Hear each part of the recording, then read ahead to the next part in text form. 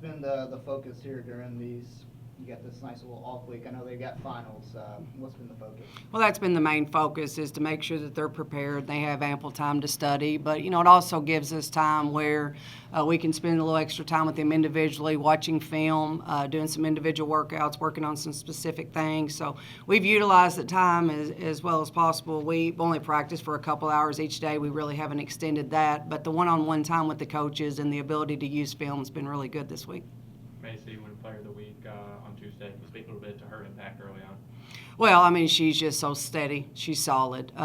She's the glue, obviously, that holds us together, and it was good to see her get that accolade. I thought that there were a couple times early on that maybe she would get it, but some of the other outstanding players in our league may have had a better game. But if you look at her stats, averaging about 21 points a game. Last week she averaged 6 boards a game. She claims they just fall into her hands, but we all know her being where she's supposed to be, and then continuing to dish out the 4 or 5 assists per game. So thing I'm most proud of her is her shooting percentage. She really focused in on that and wanted to make sure that she increased her 3-point percentage and just her 2-point percentage, and she's done that. So she continues to work. She's never going to be satisfied, and that's one of the things that you have to love about her.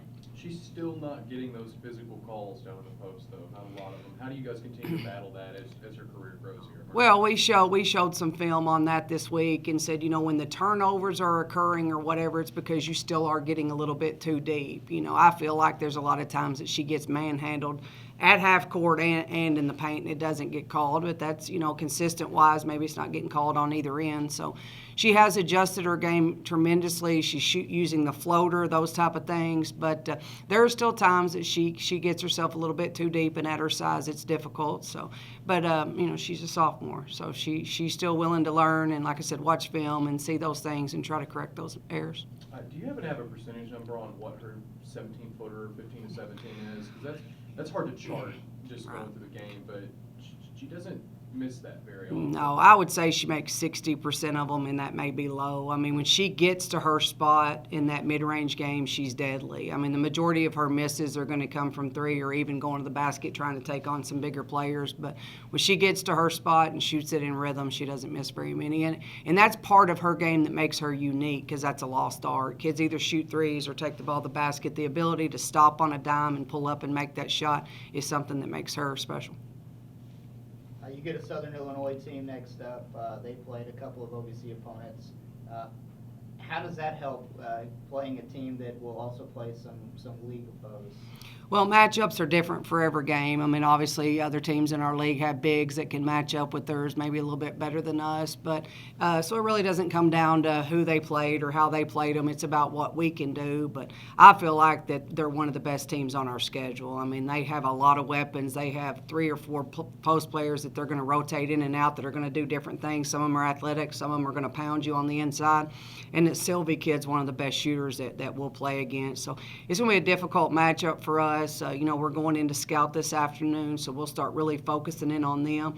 Mainly what we've done the last 2 days is just try to get back, took a couple of days off, so trying to get back in shape. We've been going up and down, trying to get a little bit physical, with some people that we're practicing against and just get us ready, because we're going to have to do a lot of things well to be able to continue to win. You mentioned their leading scorer. She's a 5'11" guard. That's pretty good size out there. How do you mimic that in scout, and who do you put on her?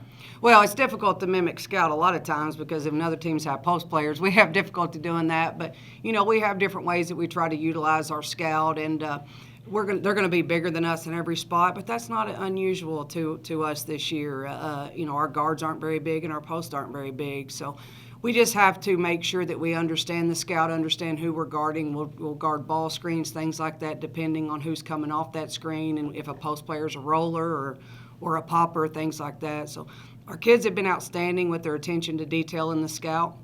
We'll have to continue to be on Sunday. It's going to be a big-time matchup for us. I went and looked, and I think it was 2012 was the last time that they had won. You guys had won there. Is that something you're focused on, or just treating it like another game? I actually looked that up. I don't know why. I normally don't focus on those type of things, but I've been doing a lot of recruiting this week, so I asked Siri, when's the last time Murray State women's basketball has beaten SIU, and it said 2012, and it was like 67-55, something like that.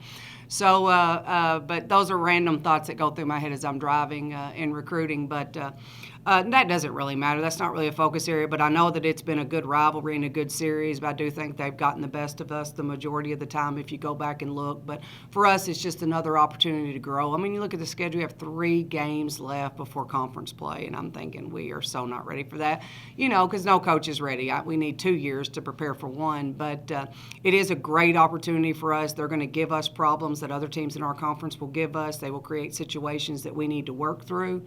And we just want to see that our kids are going to continue to play hard. They're going to, continue to play together and do the little things, again, that lead to the big things. So we'll be able to tell a lot about ourselves after Sunday.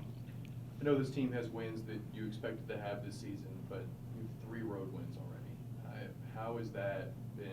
What do you think has been the difference away from the CFSB Center for your team? Culture and mindset. I mean, that's all it is. I mean, winning is not something that just happens. Winning is a habit that you have to form. And this team has kids on it that know how to win. They have kids on it that don't panic in certain situations. And instead of when things getting hard going the opposite of each other, this team comes together and you see them really pull each other in and say, okay, this is what we got to do to get this done. And I think the biggest thing for me is the growth in our players, and it's probably just because of a year of experience, but you don't see that panic anymore. They understand what they've got to do and make plays, and we tend to get the ball in the right people's hands at the right time. But the defensive stops that we've been able to get in crucial situations and the ability to come down and execute and score, get to the foul line, are the big differences in what I've seen in the last couple of years versus this year. But a big part of that is these kids play hard, and they play hard for each other, and they have the refuse to lose attitude. And that doesn't mean we're not going to get beat, but it's going to mean that you're going to see us, I think, in more games. And besides the money games that were blowouts, I think you're going to see this year that we're going to give ourselves a chance to win most nights.